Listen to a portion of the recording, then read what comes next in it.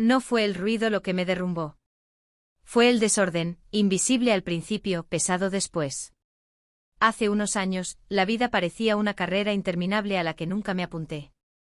Plazos, notificaciones, expectativas, todo amontonado, habitación tras habitación, dentro y fuera. Pensaba que necesitaba más aparatos, más ropa, más planes. Pero cuanto más coleccionaba, más vacío me sentía. Me llevó mucho tiempo comprender que el caos no siempre grita, a veces simplemente se asienta silenciosamente en un rincón de la mente, ocupando todo el espacio donde debería habitar la paz. Entonces la vida, o tal vez el destino, me dio un billete a un pequeño pueblo de Japón. Un lugar sin luces de neón, sin ruido, sin el zumbido constante de más. Allí, encontré algo que nunca supe que extrañaba, el vacío. Pero no el vacío profundo que temía, era un espacio deliberado. Un silencio suave y vivo que te envolvía como una mano cálida e invisible. Me quedé más tiempo del planeado. Y aprendí más de lo que esperaba. Lo que el mundo llama minimalismo, no se trata de vivir sin nada. Se trata de vivir con lo suficiente y saber cómo te sientes con suficiente. En Japón descubrí rituales antiguos, prácticas silenciosas escondidas en los rincones de la vida cotidiana. Prácticas que no solo ordenan tu casa, sino que también ordenan tu alma. No son las llamativas tendencias minimalistas que ves en redes sociales. No son tradiciones antiguas y vivas que me enseñaron a bajar el ritmo, respirar más profundamente y ver la belleza en menos. Hoy quiero llevarte conmigo a ese silencio, a esa quietud. No para desnudar tu vida, sino para revelar su verdadera forma, esa que has estado demasiado ocupado para notar. Adéntrenos en el mundo de los 10 hábitos del minimalismo japonés, los que cambiaron mi vida silenciosa pero completamente. Quizás, solo quizás, cambien la tuya también. No siempre fui así. Hace años, si hubieras entrado en mi apartamento, te habrías encontrado con lo que la mayoría de la gente llama normal. Un armario lleno, un escritorio desordenado, una cocina llena de aparatos que apenas usaba. Cada rincón contaba la historia de una vida en busca de la comodidad, o lo que yo creía que era comodidad.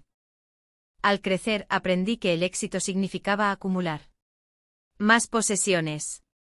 Más logros. Más metas tachadas de la interminable lista. Cargaba con esa creencia como una medalla de honor, sin darme cuenta del peso invisible que me imponía. Pero en algún momento entre las noches en la oficina y los fines de semana perdidos navegando sin sentido, empecé a sentirme vacío. Al principio fue sutil, una especie de entumecimiento que echó raíces. No importaba lo que comprara, no importaba el hito que alcanzara, la sensación permanecía, vacía, inquieta, cansada. Fue entonces cuando supe, algo tenía que cambiar. Pero no sabía qué. Un día, casi por casualidad, me encontré reservando un vuelo a Japón. Me dije a mí mismo que solo eran unas vacaciones, solo un descanso. No lo eran. Era una puerta de entrada, una silenciosa invitación a una nueva forma de vida. Aterricé en Kioto a principios de otoño. El aire olía a cedro y tierra fresca. Las hojas, aún no de un rojo brillante, pero susurrando hacia el cambio, flotaban por los senderos de piedra. Todo parecía más lento, más pausado. Alquilé una pequeña habitación en un ryokan tradicional, sin televisión, sin wifi, sin distracciones. Solo tatamis, una mesa baja de madera y un futón cuidadosamente doblado cada mañana. Por primera vez en años, estaba rodeada de espacio, espacio físico o literal. Y dentro de ese espacio, algo dentro de mí comenzó a respirar de nuevo. Durante los meses siguientes observé. Observé cómo vivía la gente, cómo se movía, cómo interactuaba con su entorno. Noté los rituales, la forma cuidadosa en que se servía el té, la reverencia que se le daba incluso a la comida más sencilla, las pausas conscientes entretejidas en la vida cotidiana. No eran solo hábitos, eran formas silenciosas de sabiduría, transmitidas durante siglos. No me di cuenta entonces, pero estaba descubriendo una forma de ser completamente diferente, una que no se trataba de tener más, sino de estar más presente con menos. Este viaje se convirtió en algo más que una ruptura con mi antigua vida. Se convirtió en el comienzo de una nueva. Quizás tú también lo estés sintiendo. Esa silenciosa insatisfacción. La sensación de que la vida se ha vuelto demasiado pesada, demasiado ruidosa, demasiado llena de cosas que realmente no importan. Si alguna vez has mirado a tu alrededor, o dentro de tu mente, y te has sentido abrumado por el desorden acumulado, no estás solo. Pero aquí está la cuestión: el verdadero cambio no siempre proviene de grandes transformaciones. A veces proviene de pequeños cambios casi invisibles, de esos que actúan silenciosamente bajo la superficie, hasta que un día te despiertas y te das cuenta de que vives de otra manera. En Japón, encontré 10 rituales de este tipo, prácticas sutiles y atemporales que me ayudaron a crear no solo un hogar más limpio, sino una vida más tranquila y despejada. Y hoy quiero compartirlos contigo. No solo como consejos, sino como invitaciones. Invitaciones a hacer una pausa, a respirar y a hacer espacio para lo que realmente importa.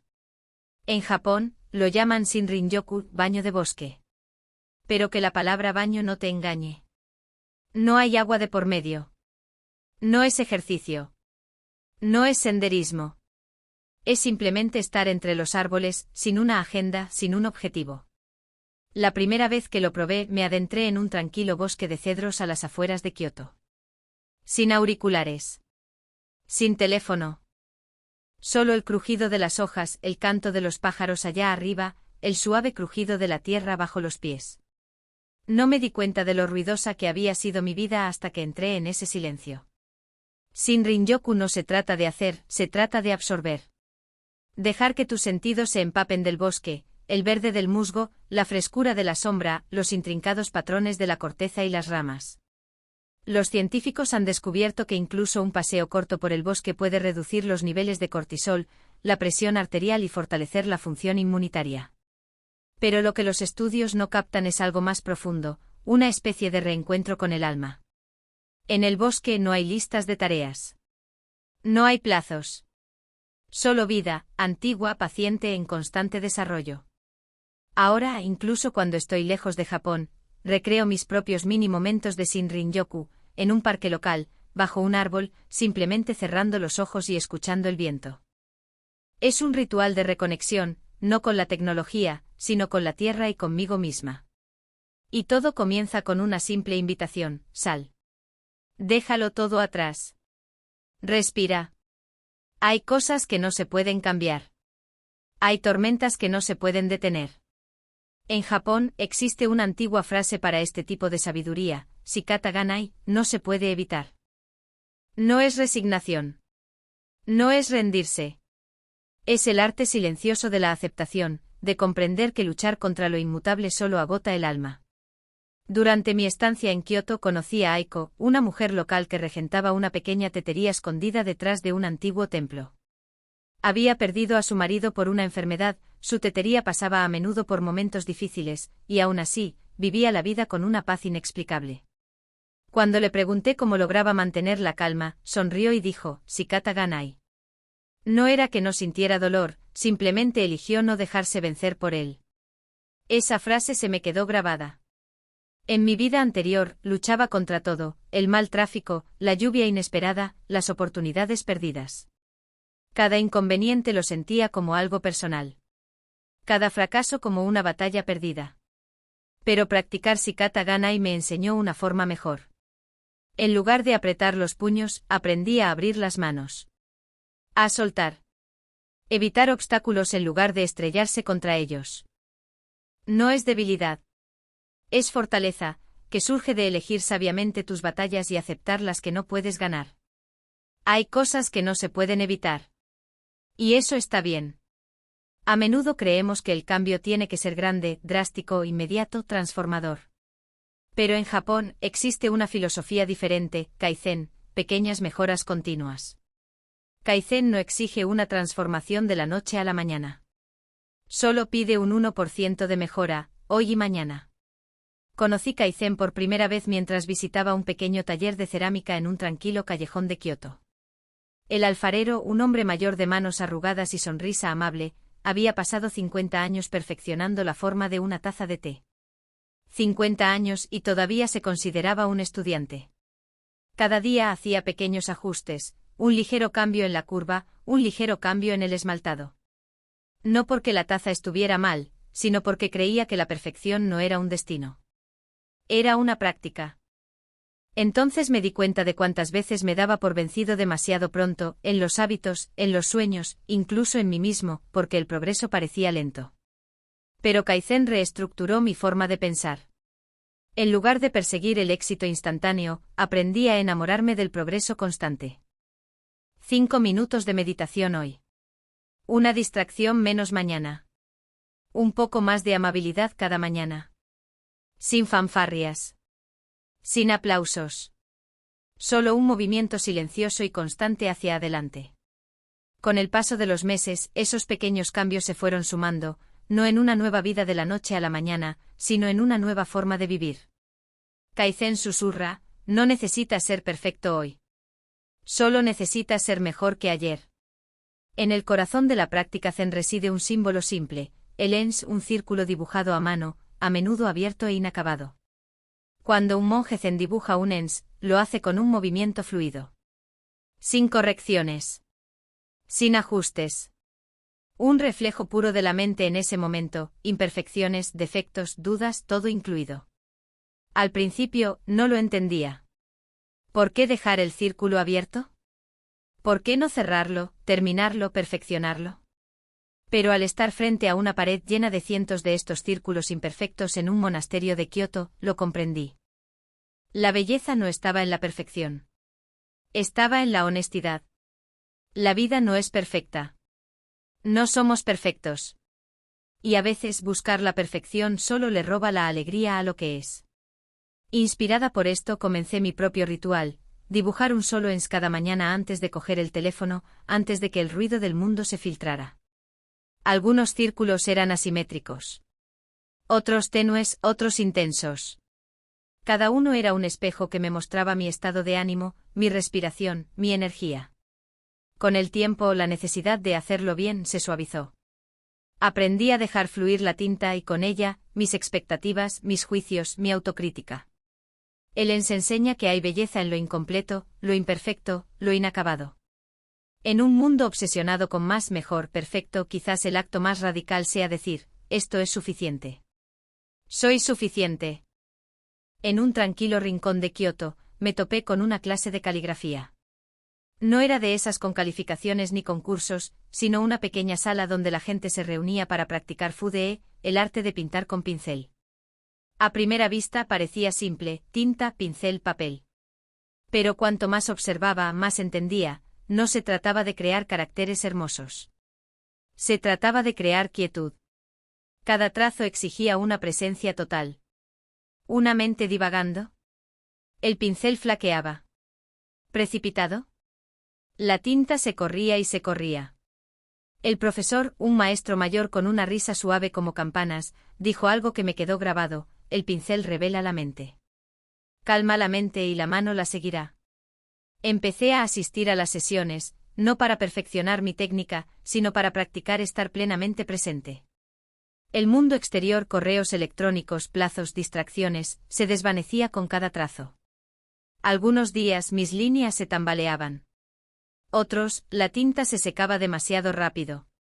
No importaba. Lo que importaba era el ritual, la silenciosa disciplina de volver una y otra vez a la página en blanco, al instante vacío. En fude no hay borrador ni botón de deshacer. Solo aceptación, de la mano, del momento, de uno mismo. Ahora, incluso sin tinta ni pincel, llevo esa lección. Cuando la vida se siente apresurada, enredada, fuera de control, me detengo y recuerdo, la quietud es una práctica. Y como todo arte comienza con un solo trazo. Sin cánticos. Sin incienso.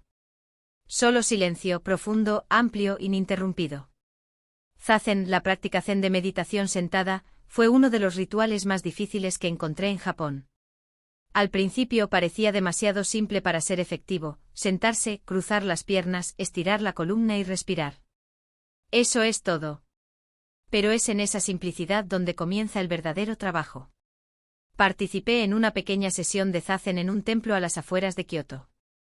No había instrucciones sobre cómo vaciar la mente. El monje simplemente dijo, observa. No retengas. No rechaces. Por primera vez me senté en completa quietud, sin música, sin voz, sin distracciones. Y el ruido en mi interior se hizo más fuerte. Listas, arrepentimientos, preocupaciones, recuerdos, todos surgían, todos caían. El instinto era luchar contra ellos, despejarlos. Pero en Zazen, no luchas contra tus pensamientos. No los controlas. Los observas como nubes que flotan en un cielo infinito. En algún momento de esa observación, algo extraño sucede, los pensamientos pierden su control, la mente se ablanda, el corazón se abre. No se trata de despejar la mente, se trata de estar contigo mismo plenamente, sin juicios, sin editar. Ahora, incluso unos pocos minutos de Zazen cada mañana cambian el desarrollo de mi día, no con fuegos artificiales, sino con una serena claridad. Porque a veces la mejor manera de avanzar es primero quedarse quieto. Nos enseñan a ocultar lo que está roto, a tirarlo, reemplazarlo, fingir que nunca se dañó. Pero en Japón existe una tradición que dice lo contrario, el kintsugi, el arte de reparar cerámica rota con laca dorada. Las grietas no se ocultan. Se resaltan, se iluminan, se embellecen gracias a su historia. Vi mi primer cuenco kintsugi en el taller de un antiguo artesano. Una vez estuvo hecho añicos, ahora unido por delicados ríos de oro. No intentó volver a ser perfecto, lució su pasado con orgullo. El kintsugi no se trata solo de cerámica. Es una forma de ver el mundo y a nosotros mismos. Durante años cargué con grietas emocionales, errores, desamores, fracasos como cargas silenciosas. Intenté cubrirlas, ocultar las partes de mí que no estaban pulidas ni completas. Pero el kintsugi enseña una lección diferente, tus cicatrices no son tu vergüenza. Son tu historia. Ahora, cuando miro hacia atrás a los fragmentos rotos de mi vida, no intento borrarlos. Los trazo con oro, con memoria, con gratitud, con aceptación. Sanar no significa borrar el pasado. Significa honrarlo, integrarlo, dejarlo brillar. El kintsugi susurra, no eres menos por estar roto. Eres más porque te han roto y elegiste sanar con oro. El wabi-sabi es el arte japonés de encontrar la belleza en la imperfección, la impermanencia y la simplicidad. Pero no se trata solo de objetos o jardines, se abre camino incluso en la cocina. En Japón, aprendí el poder silencioso de la cocina wabi-sabi. Olvídate de los emplatados sofisticados, los soufflés gigantescos o una docena de ingredientes complicados. Una comida típica wabi-sabi puede consistir en un pequeño tazón de arroz, un trozo de pescado a la parrilla, unas verduras encurtidas, preparado con esmero, servido con gratitud. Cada plato honra lo que es, nada más, nada menos. Al principio me pareció demasiado simple. ¿Dónde estaban las salsas, las guarniciones, los excesos? Pero con el tiempo empecé a saborear algo más profundo, no solo la comida en sí, sino el espacio que la rodeaba. La comida no buscaba impresionar. Buscaba nutrir cuerpo, mente y espíritu. Al volver a casa, también simplifiqué mi cocina. Menos ingredientes. Preparación más lenta. Más atención al detalle. Descubrí la calma que surge al centrarse en cómo se cocina, no solo en lo que se cocina. La cocina wabi-sabi enseña que la comida no es solo combustible, es un ritual. Un momento para bajar el ritmo. Una celebración silenciosa de lo cotidiano, de lo estacional, de lo suficiente. Ahora, cada comida se convierte en una meditación sobre la simplicidad, la gratitud y la presencia. Porque a veces las cosas más bellas son las más sencillas. Y a veces las cosas más sencillas nos nutren más. En la cultura japonesa, ma es el espacio entre las cosas, la pausa entre las notas musicales, el silencio en una conversación, el vacío en una habitación que da significado a los objetos. Pero ma no es vacío. Es potencial, un espacio vivo y vibrante que permite ver y sentir plenamente todo lo que lo rodea. Cuando descubrí ma, solo pensaba en términos de diseño, habitaciones minimalistas, líneas limpias. Pero luego me di cuenta, ma también existe en las relaciones. Antes llenaba cada vacío con ruido, mensajes constantes, eventos sociales interminables, manteniendo vivas las amistades por costumbre en lugar de por una conexión genuina. Pero en Japón noté algo diferente, las relaciones tenían más espacio, más tranquilidad. La gente no se apresuraba a llenar cada silencio. Se permitían ser sin presión, sin expectativas. Empecé a practicar ma en mis propias relaciones, menos mensajes, más presencia. Menos charlas triviales, más escucha real. Menos miedo al silencio, más respeto por él. Al principio me sentí extraño, como si estuviera retrocediendo. Pero entonces sucedió algo hermoso, las relaciones que importaban se fortalecieron, se profundizaron. Y las que se basaban en el ruido y la costumbre se desvanecieron silenciosamente. Ma enseña que no es la cercanía constante lo que fortalece un vínculo. Es el espacio entre nosotros, la respiración que permitimos, lo que también permite que el amor respire. En los hogares tradicionales japoneses el suelo suele estar cubierto con tatamis, suaves esteras de paja tejida que definen el espacio habitable. El tatami no es solo el suelo, es parte de un ritual. Cada mañana, es costumbre barrer los tatamis, para restablecer el espacio, para comenzar de nuevo. Cuando me alojé en un ryokan, una posada tradicional, noté que el personal reorganizaba cada habitación silenciosamente a diario, enrollaba los futones, barría el tatami y reorganizaba los cojines con cuidado. No era una tarea apresurada. No era un proceso mecánico. Era una pequeña ceremonia diaria, un reconocimiento silencioso de que cada día merece un nuevo comienzo. Adopté mi propia versión del ritual del tatami al volver a casa.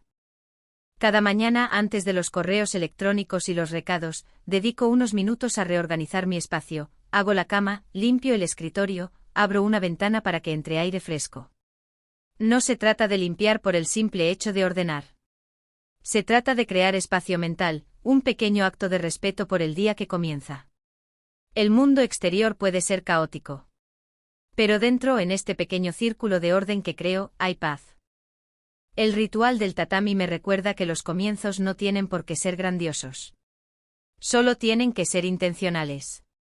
Cada día se nos da un espacio en blanco. Cómo elegimos llenarlo o vaciarlo moldea la vida que vivimos. Cuando pisé por primera vez esa estrecha calle de Kioto, cargando con el peso invisible de años de ajetreo y distracción, no sabía que estaba a punto de comenzar una revolución silenciosa. Pensé que buscaba la paz. Lo que encontré fue espacio, en las habitaciones, en las rutinas, en las relaciones. Pero lo más importante dentro de mí. Los 10 rituales que he compartido contigo no son trucos de magia. No prometen una transformación de la noche a la mañana. No te piden que deseches todo lo que tienes ni que cambies tu vida de un solo golpe. Son invitaciones silenciosas. Invitaciones a hacer una pausa. A ver. A respirar. En un mundo que glorifica más éxito, más posesiones, más ruido, estas antiguas prácticas ofrecen algo radical, menos, pero más profundo. Menos desorden, pero más claridad. Menos prisa, pero más presencia. Menos perfección, pero más humanidad. Japón me enseñó que el minimalismo no se trata de despojar la vida de todo. Se trata de reducirla a su esencia más hermosa, como un escultor que cincela el exceso de piedra para revelar la forma que siempre aguardaba debajo. Y cuando vives así, con intencionalidad, con reverencia, con espacio, la vida no se siente vacía. Se siente plena en todos los sentidos que importan. No tienes que viajar al otro lado del mundo para encontrarla. No tienes que ser monje ni artista. Solo tienes que empezar, un pequeño ritual a la vez. Una respiración silenciosa a la vez. Y tal vez, solo tal vez, descubras como yo que la vida que has estado buscando ha estado esperando en silencio a que bajes el ritmo lo suficiente como para verla. Si al menos uno de estos rituales te conmovió, si al menos uno te hizo detenerte, respirar e imaginar una vida más tranquila y sencilla, entonces imagina lo que podría suceder si los aceptaras todos, paso a paso.